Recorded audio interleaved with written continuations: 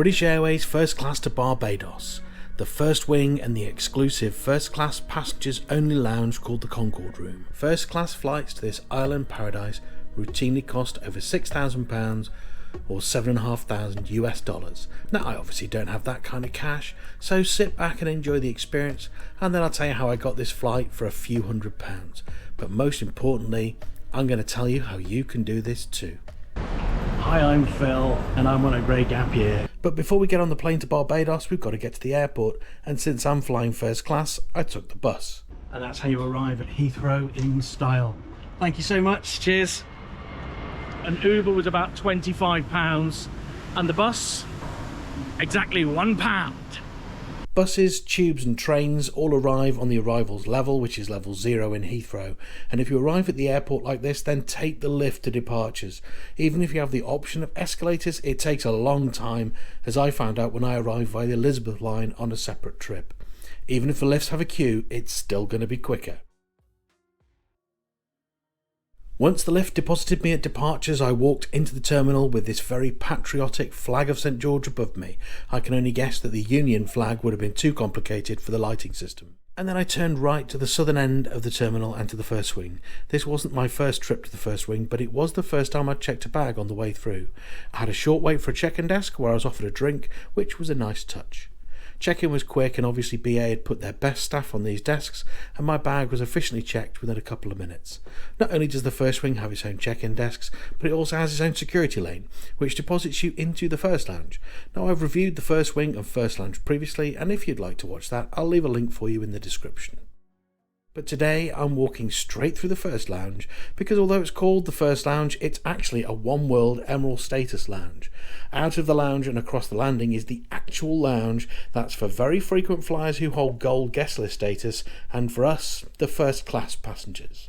And this lounge is actually called the Concord Room. Good morning, how you doing? Good, thanks. How are you? I'm very well, thank you. It's a small lounge, but it's aimed at a small and exclusive set of passengers, with a dining room, bar and lounge area and a wonderful terrace. It's nicely partitioned and has art from the British Airways art collection. One piece that was previously installed here was listed for auction in 2022 with an estimated price of £1.2 million. It's a big step up from the first lounge with table service, a la carte dining and a cocktail bar with Laurent Perrier Grand Siècle champagne. I hope I said that right. I'll make a separate video about the Concord Room, so do subscribe to get a notification when that video is released. The lounge was so nice that I stayed in it for as long as I dared and made my way through the crowded airport to gate A10. Boarding had commenced by groups, but my group had already boarded the plane and general boarding was in progress, so I don't know for sure if first class passengers had their own bus or something a bit nicer than this bus, but I don't believe that BA provides anything extra for first class passengers, and their experience would have been very much like mine, which was not a particularly first class experience. Now, I don't get snooty about this kind of thing, but if I was spending $7,500 on this flight, I'd want something a bit better than this bus. Do leave me a comment if you know how first class passengers are treated at a bus gate in Heathrow Terminal 5. Is it, as I'm assuming, all buses, or do first class passengers get something a bit better here? Hiya. Right. Take that. Thank you. As I boarded, I was immediately recognised as first class and escorted down to seat 1A. There we go, sir. Thank you. Very welcome. Stephanie's going to be looking after you today. Wonderful. She introduced herself shortly after and offered me a pre-departure beverage and a bag of BA's lovely nut selection. And I chose to have another glass of Laurent Perrier Grand Siècle champagne. I thought I might as well just lean into that. I have read that BA are updating their first class seats, but this one seemed to be the same as the one I sat in from London to Frankfurt. Now, the first odd thing is that you need to open the screen to watch the safety video as you taxi, but it must be stowed back as you take off. BA have decided to join the masses and make a new safety video with some less well-known British stars, with perhaps Emma Raducanu being the only one internationally recognisable face in the video that I saw. I'm not an aviation geek, but I did enjoy watching the Singapore Airlines A380 take off just before us, and it added something to one of my favourite parts of takeoff, which is that moment you look down the runway as you taxi onto it.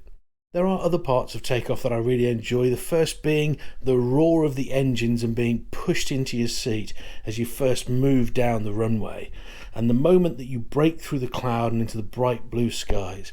I guess we just don't get brilliant blue skies in Stafford very often. Meal service began shortly after takeoff, but before we enjoy our lunch, let's take a look at the seat. The first class cabin is in a 2-row 8-seat cabin with a 1-2-1 configuration. The centre pairs have a privacy screen that can be up for solo travellers and then lowered for couples.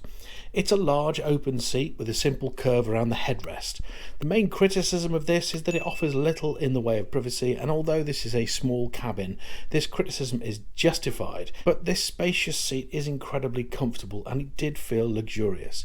The lack of privacy is made up for, in part at least, by the sheer amount of space that you've got. I could barely reach the footstool. Another criticism is the lack of storage. On my previous flight in row 2, I was surprised by how little storage there was. Basically, there was a small cubby just to stow your shoes. But in seat 1A, I had a small cupboard that I could put my bag in, and there was also a hanger for my sweater. There's obviously plenty of space in the overhead bins, everyone gets their own, but somewhere to put my bits and bobs during the flight is lacking. The seat position is controlled by a simple to use wheel mechanism with a couple of presets for takeoff and landing and for eating. It was easy to use and easy to get comfortable, and it did lie flat. The window has a snazzy blind that I filmed on my previous flight, and this lamp adds a touch of class and elegance. There were 2 USB ports, both of which worked, but they sort of trickle charged. I imagine if you were using the device it would keep it going, but my phone would have required the entire flight to charge to 100%. My in-flight entertainment screen didn't want to respond to my touch, so I had to use the remote, which is no great hardship. The screen is a good size, but don't ask me about definition. It seemed bright and clear to this guy who's wearing his glasses. There is an extensive list of movies, but some of them seem to be a bit out of date for new releases. The Elvis movie had been in theatres for over a year when I took this flight in September 2023. A Man Called Otto and Avatar: Way of Water were both 2022 movies. And I found the TV box sets a bit underwhelming too. Everything seemed to have 3 episodes, which isn't really ideal on an 8-hour flight. I was provided with noise cancelling headphones, and these were comfy over-the-ear headphones, much better than the usual economy headphones, but they weren't as good as the Bose headphones that I always carry with me. There was Wi-Fi on the flight, and this was free for first class passengers, and I was able to message friends and family, browse the internet, and I watched a few videos on the flight too. Although based on the speed test that I did, it shouldn't have been fast enough for video. The infamous loo review. And although the toilet at the front of the plane for first class passengers was clean and fresh and was stocked with Elemis toiletries, it was actually a very small toilet by any standard. Now, it was a bit disappointing because the first class toilets that I've seen on other reviews with other airlines are a bit fancy or a bit big, or they've got nice lights or something. There was both a large soft airline pillow and a firmer cushion at the seat, and there was bedding in the overhead storage bin. I was asked if I'd like the bed to be made up, but I declined. Incidentally, I returned in first class from Barbados too, and that was a night flight, so I'm going to talk about sleeping in first class in that upcoming video. I was offered pyjamas and some passengers changed into them, but I'm really not sure how anyone was able to change in that tiny toilet. And there was an amenity kit containing an eye mask, compression socks, toothbrush and toothpaste, tissues, a comb, earplugs and everything for your onboard cleansing and moisturising routine, with facial wipes, facial wash, collagen moisturiser, eye cream, lip balm and deodorant. There was also shave gel, but a safety razor is a prohibited item, even in first class. I mean, how dare they? And now to the main event, the food. I love being spoiled in lounges and I love being spoiled in the air on those short-haul Club Europe flights, but this was my first long-haul premium cabin flight and I was really looking forward to lunch. The meal began shortly after takeoff with the amuse-bouche and a hot towel. I'd had a couple of glasses of champagne and I wanted to have wine with my meal, so I did just stick with the water for the time being. But when it came to which white wine to pair with my souffle, I didn't know which one to pick, so Stephanie offered me a taste of all 3 whites on board. I'll let you into a little secret. Every time my mum ever sat down at a table, she would always reach down to feel the tablecloth. And when I first sat here, I thought, oh, tablecloth's on the wrong way round. Mum would be very unimpressed, but it's actually a crease. It's been sort of ironed there, so it feels, so it sort of feels like the tablecloth is on upside down, but it's on the right way round. With the table laid and my bread roll selected, my first course of a double-baked souffle with morel mushroom sauce was delivered, and it was exceptional. The souffle was light and airy, but it was also tight. It wasn't overly fluffy, and the sauce complemented it beautifully. It was rich, it was smooth, it was a little bit eggy, it was perfect. And after tasting all three wines, I chose the Puy Fumé to accompany it. And then came the main course, the duo of lamb rack and braised lamb. Stephanie poured the pomegranate jus over it for me, which is really fancy, but I didn't have my camera ready. It was cooked to perfection, nicely seasoned, tasty. The 2 rib chops were left a little pink in the middle, and it was exceptional. With the braised lamb, it was a lot of meat, but it was moist, and I paired it with the 2011 Bordeaux, so somehow I did manage to just soldier on. And finally, although I was sorely tempted by the 4 English cheeses, I did want to see how the crepe Suzette came out in the air.